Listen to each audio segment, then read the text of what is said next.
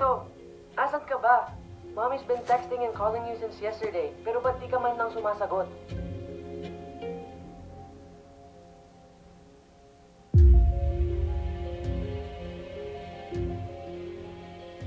Okay na kami dito sa Texas. Settled na kami sa bagong bahay natin. May nakontak na ring surgeon si Mommy. Siya ang gagawa ng reconstruction surgery mo.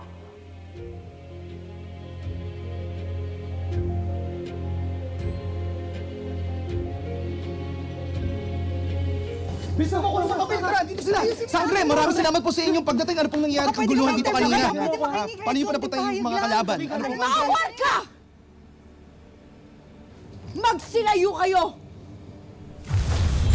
Pwede po ba kayong mausap? Tamara, ibaba mo ang iyong brilyante. Hindi natin sila mga kalaban.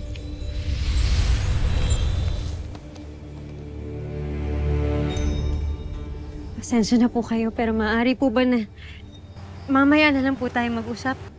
Ikaw, pasensya na po. Meron doon. Maraming salamat Ayun, po. doon na lang tayo. Tara. Ayun. Nakatitiyak ako na may ibang kapangyarihan ng lumukob sa kanila. Nagtagumpay ang brilyante. Magaling na yung mga tao. Malaya na sila mula sa kung anumang kapangyarihan ng sumanib sa kanila.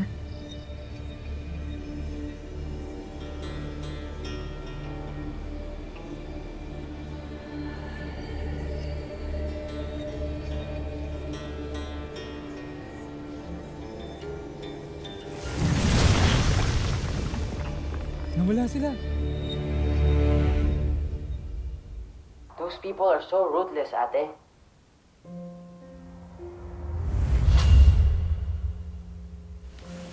Miss!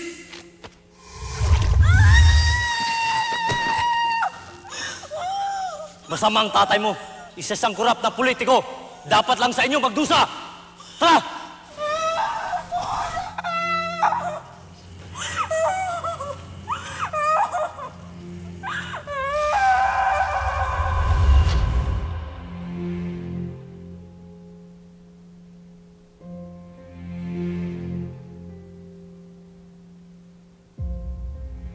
Nakaset na ang lahat. You'll be pretty again soon, ate. So please, sundan mo na kami dito. Nasa email mo na rin ang flight ticket mo, so ikaw na lang ang hinihintay namin dito. Everything will be okay, ate. Pag nandito ka na, we can all start over again. A fresh life here, far from the danger there in the Philippines. I can't wait for us to be together again. I love you, ate. See you soon. Goodbye for now.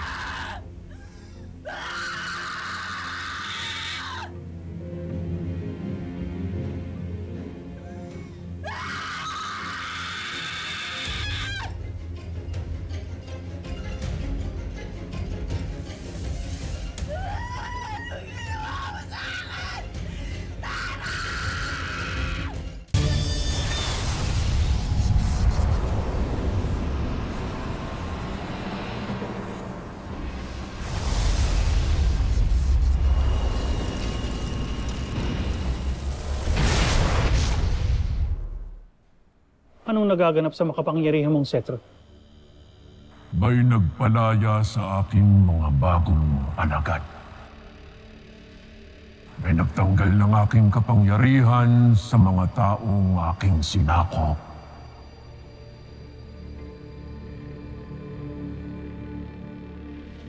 Ang mga sangre.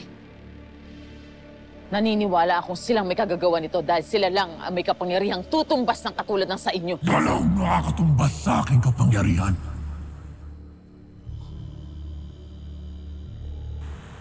Ngunit kung tama man ang iyong winika, ay tiyak na batid na nilang nakalaya na ako sa aking pagkakakulong. Narito sila sa mundo ng mga tao at tiyak na hinahanap na nila ako. Kung ganon, ay higit lalong dapat tayong magparami. Nang sa ganon ay madaig natin ang mga sugong ito ng Encantadia at Devas laban sa akin.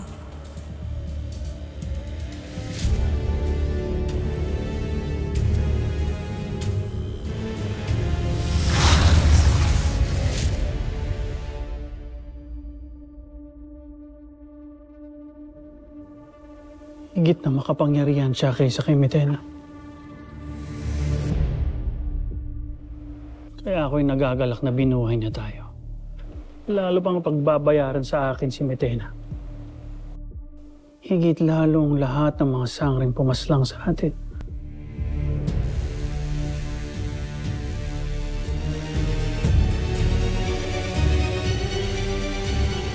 Isang mahinang hara si Aramea. Kailangan na siyang palitan. Malinaw na sa atin ngayon na mayroong 3 nilalang dito na nanggugulo na kailangan matuntun natin kahit anong mangyari. Malapit na tayong lumabas dito. Sasamahan natin ang ating bagong bathala na magpaparusa sa lahat ng ating mga kaaway. Huwag kang matakot sa akin. Narito ako upang tulungan ka at ibalik ang dati mong higit. Oh, bathala! Bigyan mo ako ng karagdagang kapangyarihan na nakita ko ang kaaway. Babayaran mo ang ginawa mo sa aking ina!